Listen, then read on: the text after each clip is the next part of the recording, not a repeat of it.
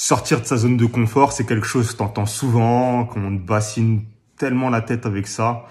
Mais je vais t'expliquer pourquoi ça correspond pas à tout le monde et à tout moment. Et t'es pas obligé de sortir de ta zone de confort si tu veux avoir de la réussite. Donc reste bien jusqu'au bout de cette petite vidéo et je vais t'expliquer vraiment pourquoi. N'hésite pas aussi à t'abonner. Si tu me connais pas encore, je m'appelle Charles François, alias Carlito. Je suis boxeur professionnel, coach sportif personnel depuis plus de 10 ans et je te partage des conseils pour améliorer ton activité physique, ta nutrition, mais aussi ton état d'esprit. Donc que tu sois dirigeant d'entreprise, un sportif de haut niveau ou que tu fasses partie de la catégorie des parents épuisés qui ont peu de temps et beaucoup de responsabilités. Donc voilà, les personnes que j'aide, c'est des épicuriens qui aiment la vie mais qui ont aussi besoin de se challenger, d'être motivés et de le rester surtout. Donc je reviens sur cette histoire de zone de confort. Donc sortir de sa zone de confort, c'est bien, se mettre dans des difficultés pour aller au-delà de ses peurs et en sortir grandi, c'est bien, mais on n'est pas obligé de toujours passer par ces états-là. Ce qui est important de faire, c'est de trouver nos points forts, nos points faibles aussi, de les connaître, d'apprendre à se connaître, de faire de l'introspection pour faire en sorte de pouvoir rendre ces points forts toujours de plus en plus forts. L'être humain, par nature, il va être feignant. Et on va essayer de trouver des solutions pour avoir le moins de friction possible et avoir le moins de choses difficiles à faire. On va essayer de se rendre facile la vie. On a inventé la roue, on a inventé le micro-ondes, on a inventé pas mal de choses qui font en sorte de nous faciliter la vie. On n'essaie pas de rendre des choses qui vont nous rendre la vie plus compliquée. Et c'est pareil dans notre cheminement. On essaye de trouver des solutions pour se rendre les choses plus faciles. Après, ça passe par plusieurs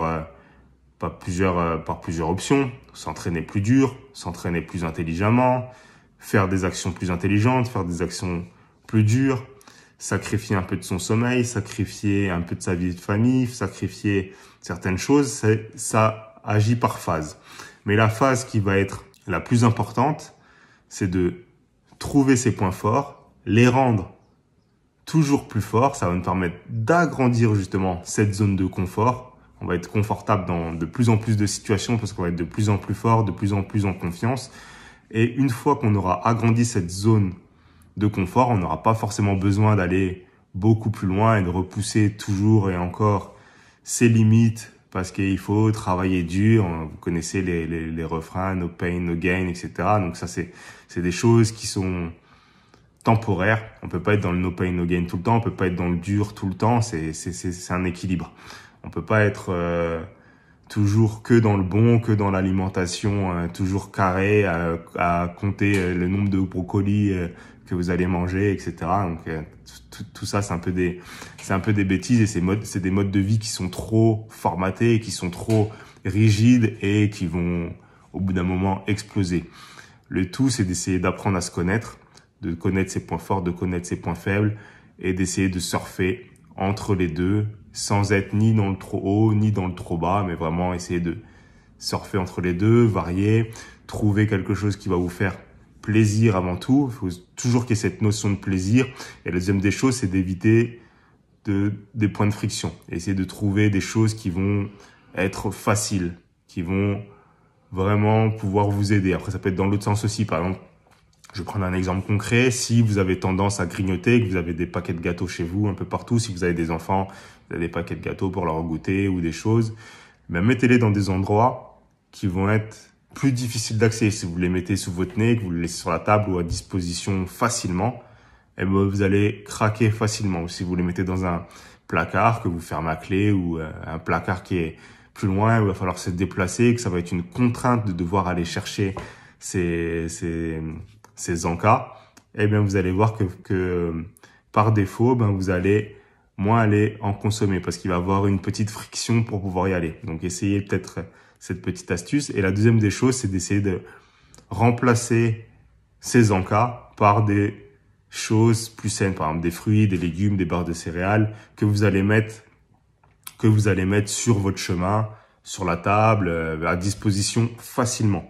Et vous allez voir que quand vous allez avoir un petit creux, vous allez aller plus naturellement vers ces aliments et que ça va être plus facile parce qu'il y aura moins de friction. Et au fur et à mesure, vous allez inverser la tendance. Donc voilà un peu pour mon ressenti sur tout ce qui est zone de confort, etc.